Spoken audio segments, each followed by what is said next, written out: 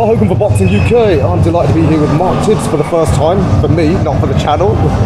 Mark must be delighted. Routine win for Tommy. No, it's a lovely performance for Tommy. I'm really happy for him. He's been in the gym a year and a half, but we've been, sorting out a platform for him like this because of the attributes he's got. He deserves a platform like this, and he's a very, very humble, grounded kid, but he's absolute. He's a lion inside that ring, and so we're gonna try and bring him along, nice. And entertain the boxing fans on the journey. Certainly did that. The kid always looks mean.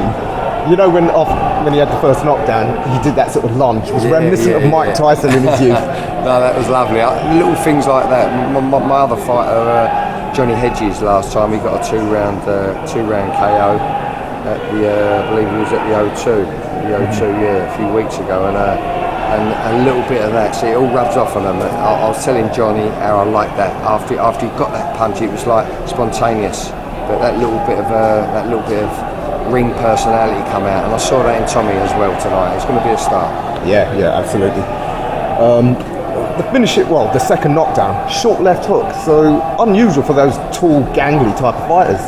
Well, what we do with Tommy, because I was a fighter myself, so if I was to fight Tommy, I'd want to get close and cancel out the long levers. So we work on up close stuff as well. So he's comfortable when they do get close. So the fighter eventually feels lost on the outside and lost on the inside. So that's what we do with Tommy. Yeah. So, when you get a fighter like this, who's got quite a big profile. You as a coach, you remember the 80s when it was normal for a great prospect to have 20 knockovers in small halls, but now they're getting so much exposure so soon, there's that pressure almost to move them quickly. He's only 20 years old. I mean, do you as a coach, do you have a lot of say in pushing back against like the promoters in the TV companies say, no, one step at a time, I've got stuff to work with this kid? Yeah, absolutely. We don't, if something's going to be detrimental to my fighter, I'm honest, and I think they respect me for that. But so far so good, we all work together. I've got to say, we all communicate, and everyone knows what they're doing in their job area. And when you got a system like that, it's lovely. Mm-hmm. It's lovely. I know you've mentioned in the past he's got a good ring IQ. In this game, the higher the level you go, the IQ is more important because there's a lot of guys who can punch hard. Absolutely. Is it important to get opponents who give him more of a look? Because just keep knocking people over might not learn as much. Well, absolutely. No, it's like I say, it's his first fight. So this guy who boxed him, we had a look at him, and he was a very, very game, ambitious opponent. But for me, he was made for Tommy. He was made for Tommy. You know what I mean? I want someone who throws or comes forward, but just like that, it's his first fight. It's a perfect start. He comes all the way down from Norfolk, 3 or 4 times a week to train with me, and hopefully once he gets on in 6-8 rounds and he can earn a little bit more money, he'll be able to rent himself a place and settle in by a gym, and he'll be an even better fighter. But slowly. Because of his youth, you've got plenty of time with him. So I guess at this stage, no particular target, just take it fight at a time. Yeah, one fight at a time. We will pick his opponents accordingly to build him, to harden him up, to bring him on, to make him grow, and that's how you become a champion eventually.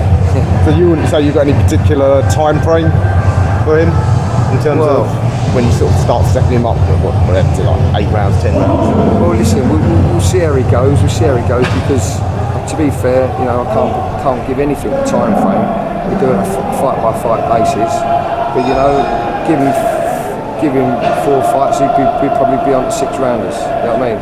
4 fights, 6 rounders, start feeling his feet a little bit, and then go from there. He start getting a bit more confident, because although he looks confident, he's a one bouter.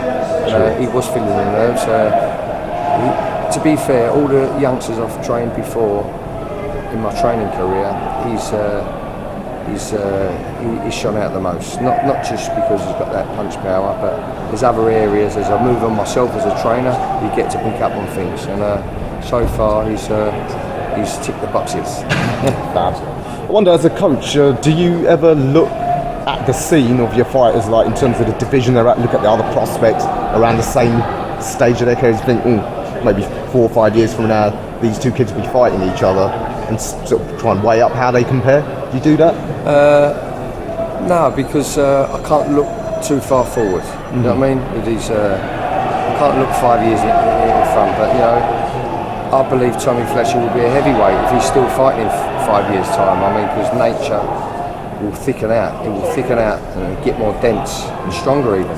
Yeah. And then when he gets to a 12 round, please God, 10 rounds even, he will know a lot more. He will know how to fuel his body a little bit more. He won't be asking me what to do. He'll be saying, I know what to do. You know what I mean? I know what suits me. But he'll always, you know, all them experienced guys are still always open to good experience advice. And no, he's a good boy, Tommy. So far, so good. He's a very, very good guy to work with. Good-natured guy. He's an animal in the ring. Yeah, his opponent saw that today. Yeah, I guess the speculation, then leave it to us fans. We'll think about 3 fantasy fights in, because the cruiserweight division's it's red hot.